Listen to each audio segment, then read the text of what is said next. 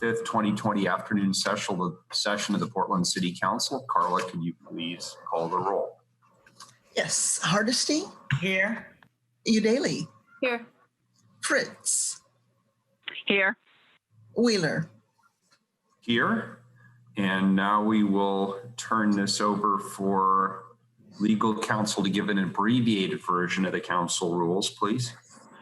And Mayor, because we don't have any folks signed up to participate, we don't need to do that today. Okay, good, thanks.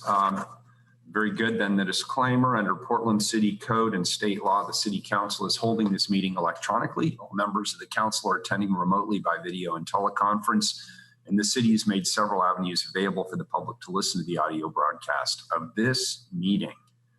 The meeting is available to the public on the city's YouTube channel, eGovPDX, www.portlandoregon.gov/video, and channel 30. The public can also provide written testimony to council by emailing the council clerk at cctestimony@portlandoregon.gov. The council is taking these steps as a result of the COVID-19 pandemic and the need to limit in-person contact and to promote social distancing. The pandemic is an emergency that threatens the public health, safety, and welfare, which requires us to meet remotely by electronic communications. Thank you all for your patience, your flexibility, and your understanding as we manage through this difficult situation to do the city's business. Carla, we have one item today pertaining to the residential infill project, item 648. If you could please read that for us. Amend the comprehensive plan map, zoning map, Title 33, planning and zoning, and Title 30, affordable housing, to revise the single dwelling residential designations and base zones. Very good. And prior to each and every one of these hearings, we've all declared whether or not we have any conflicts of interest. I have indicated that I'm a renter, that I have no conflicts of interest. Does anybody else have any changes to their statements around conflict of interest?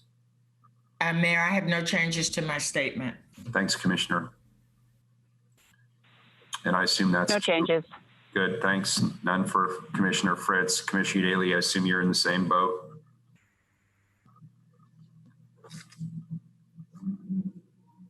Yes. I saw her say yes. Thanks. Good. Okay, just to help everybody reorient on the proposals, the intent of the residential infill project amendments is to allow for more housing and different kinds of housing in zones that currently only allow single dwelling units. The project now includes a bonus if you build affordable housing and connects to the Historic Resources Code project update to help guide growth, specifically in the Albina neighborhood. We heard public testimony in January. We held 2 work sessions to more fully develop amendments to the proposed draft of the residential infill project based on the testimony that we heard. We then heard additional public testimony on the amendments last month. We voted to move all 6 of the amendments into the final proposal back on July 9th. Today, we're going to be voting on the as amended residential infill project ordinance, findings, and other supporting exhibits to reflect decisions made by the City Council back on July 9th. And just to remind people, we will then be voting to move this to second reading. So this is not our final vote today. And could we get a confirmation, please, from Lindley's here today that that is the correct process as I described it? Yes, Morgan Tracy from BPS is going to walk you through the amended documents that reflect the changes you made on July 9th. You will move those, vote on those amendments to the ordinance and package, and then have the final vote at a subsequent hearing. Very good. All right, thank you. And with that, then we'll turn it over to BPS Project Manager Morgan Tracy. She's here to walk us through today's agenda specifically. Morgan, good afternoon. Good afternoon, Mayor. Thank you. And thank you, members of City Council. We have a pretty short agenda for you today. Based on the decisions that Council made at your July 9th hearing, staff has incorporated the changes you approved to the residential infill project proposals. Therefore, today you will be voting on the as amended package. Afterwards, I'll describe our next steps. So this as amended package includes several items. The first is an updated ordinance that adds Title 30 changes needed to implement the deeper affordability bonus. This ordinance also specifies 2 effective dates. The first set of changes are related to Senate Bill 534, which is already in effect at the state. So these changes will become effective in the regular 30-day period. The remainder of the changes, including allowing additional types of housing and imposing caps on floor area, will go into effect on August 1st, 2021, to provide time for the Bureaus of Development Services and the Bureau of Housing to prepare to implement the new regulations, as well as allow time for the city to complete the state's acknowledgement process. Exhibit A are the amended findings that have also been updated to reflect the recently passed amendments and testimony you heard. Exhibit B includes amended volumes 1 through 3 of the project report, which includes the staff report, the code and commentary, and supporting appendices.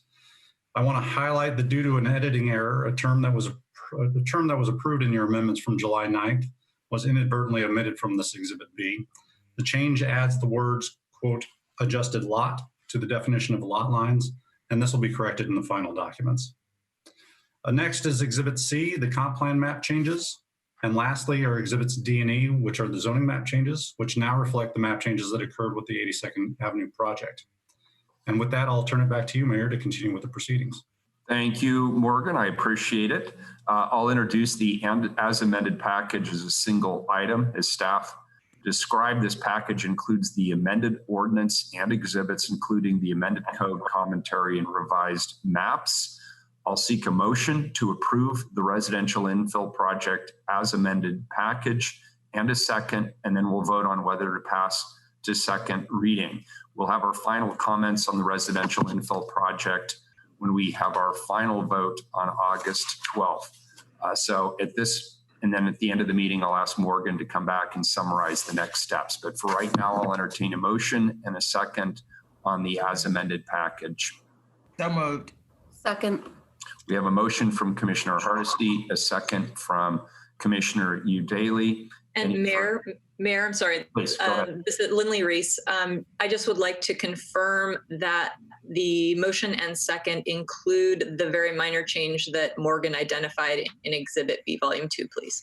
The motion does include that. Very good. So we have a motion, we have a second. Lindley, does that meet your legal muster? It does indeed. Thank you. Perfect. Very good. Any further discussion? Please call the roll. Wait. Oh, Sorry, Commissioner Udaley. sorry. Yeah, I wanted to read a statement, and I think this is the moment that I am supposed to do that, Mayor. You can do it now. Yeah, that'd be great. Go ahead. Okay. Thank you, Mayor. Today is an important milestone for the city, and before we get to the vote on the residential infill project, I'm excited to announce a couple items that I care deeply about and believe will be pivotal in keeping anti-displacement as a primary focus of our housing policies moving forward. First, I'm happy to announce the creation of the Bureau of Planning and Sustainability's Anti-Displacement Task Force that will be seated and ready to begin its work in September. My office participated in a year-long cohort with PolicyLink that shared strategies and policies of anti-displacement with other cities in the country. One of the outcomes of that work was a collaboration with the mayor and city bureaus to fund and create this new task force. I'm proud to have been a part of that, and I look forward to the mayor sharing more details about who will be involved with the task force and what their work plan will entail during its official kickoff hearing in September. Second, I'm also excited to announce that the mayor and I have reached an agreement about the development of an anti-displacement policy that my office has been working on for the last 3 years. To address inequality, we need to address the racial wealth gap. Housing is a human right, but it's also historically been a barrier to creating intergenerational wealth. RIP looks to create lower home prices, but that won't help renters who can't afford new construction, and it also might incentivize the displacement of tenants in older, naturally occurring, affordable properties. During my entire term in office, I've been working with community partners on creating a tenant opportunity to purchase policy in Portland. This policy would give renters the right of first refusal when the home they're living in goes up for sale. Done right, it can create an opportunity for home ownership or cooperative ownership for renters by creating a way for them to buy the home they live in. Over the years, we've done a lot of research and created various draft frameworks of the policy. However, what we have heard from our partners is that there's still more work and outreach to do to ensure the policy centers BIPOC renters.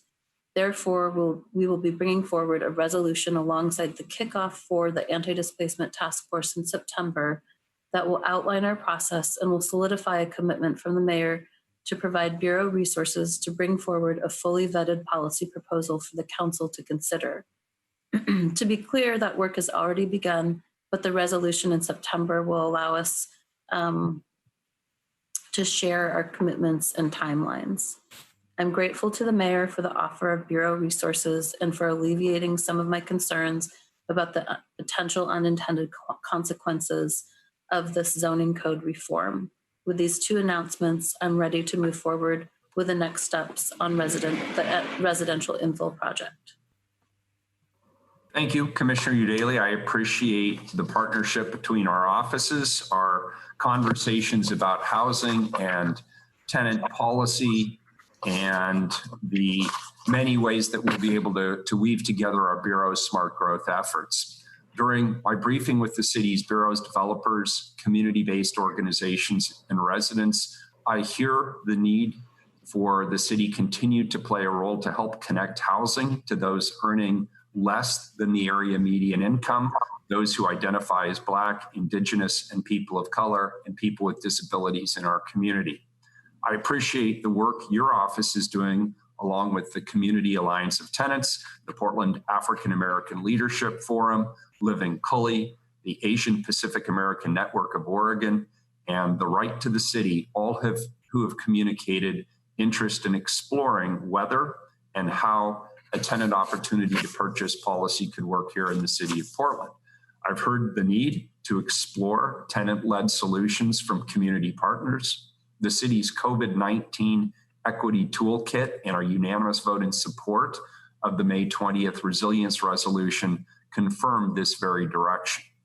I appreciate Commissioner Udaley, your leadership in speaking with tenants and tenant-led organizations to identify whether and how to support the creation of a first right to purchase for tenants to buy the building that they call home if and when that building owner signals intent or interest to sell, or in the event of a foreclosure.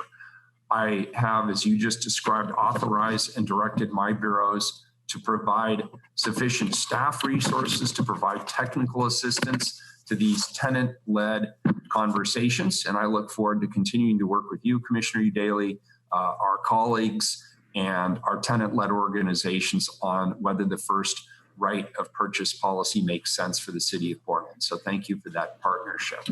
So we have a motion on the table. We have a second, and this is, again, the residential infill project as amended. Carla, can you please call the roll? Hardesty, Aye. Udaley, I want to thank all the staff and community work that have gotten us to this point, and I look forward to our final vote. I vote aye. Fritz, I'll make my comments next week. No. Wheeler, Aye. All right, very good. Before concluding, I'd like to thank my fellow commissioners, staff, and community advocates for all the work that's gotten us to this point. The motion has passed. I look forward to saying more along with my colleagues about the residential infill project when it comes back to us for a final vote. Morgan, can you come back and go over the next steps for us, please? Thank you. That's great. We will be returning to council on August 12th, so a week from today at 9:45 a.m. time certain for the second reading and a final vote on the residential infill project. After that vote, staff will begin working on implementation. As I mentioned previously, the effective date for the first set of adopted regulations to come into effect would be September 11th, 2020. These are the rules that implement Senate Bill 534. The remainder of the adopted package, including expansion of housing types and limits on building scale, would come into effect on August 1st, 2021. And that's it for today. Very good. And Morgan, I understand that you will not be joining us for the second reading on August 12th. So I do want to take this opportunity to express our sincere appreciation for your incredible work and leadership throughout this project. You've become a fixture. What started as a simple project evolved into a comprehensive and truly robust response for providing more housing choices for Portlanders in more places. This is in large part due to your leadership and your capacity to listen to community members and to think creatively about how to respond to their needs. During the 5 years working on this project, it's my understanding that you managed the 26 member advisory committee. You managed numerous contracts. You produced no fewer than 8 drafts of the proposal by my count. You executed a strong engagement process that drew out thousands of community members over the last 5 years. You participated, to my count, in at least 10 planning commission meetings. You sent the largest Measure 56 public notice in the history of Oregon. You coordinated with all of our service bureaus. You responded competently and transparently to media requests. And you wrote 275 pages of findings to ensure that this project is advancing the goals of the comprehensive plan. And of course, you've come to the City Council twice, once with the concept report, and now with the final ordinance adoption. It's been a truly long road. We know you didn't do this alone, and that many others have contributed in important ways to this effort. But in my opinion, you were really the guide that kept this project going in the right direction. We all here ask a lot of our staffs, and you've delivered the project with openness, professionalism, patience, and just as importantly, humor. It's been a joy for all of us to be able to work with you. On behalf of all of us here on the Portland City Council, thank you. Thank you for all you've done. Thank you for your considerable efforts to move this city forward. So I see some hands raised, Commissioner Daly, then Commissioner Fritz. Commissioner Fritz. I hadn't raised my hand, but is Morgan leaving us?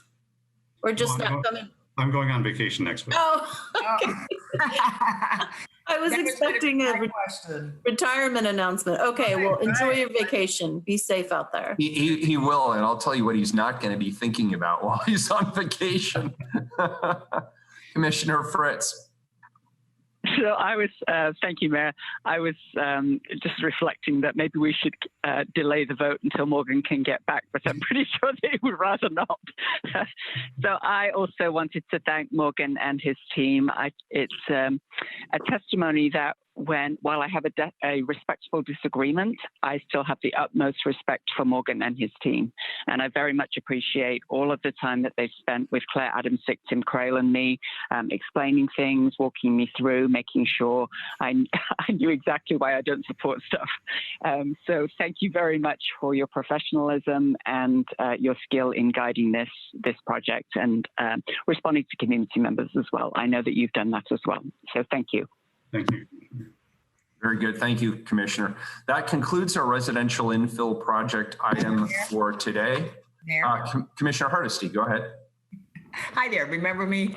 I also wanted to just add my appreciation as someone who came in the middle of this project. I always felt like I had excellent information. Any questions I had were answered.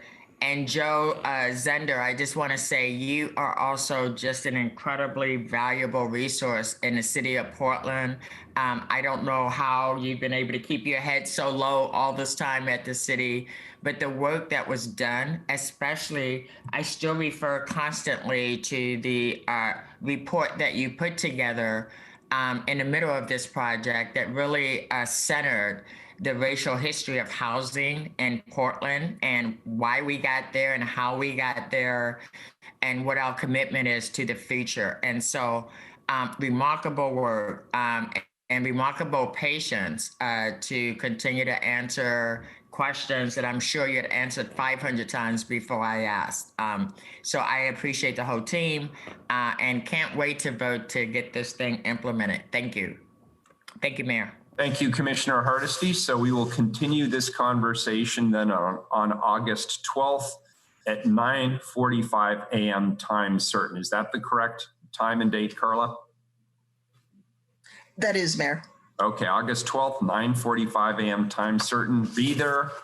And with that, colleagues, we are adjourned. Thank you. Thank you.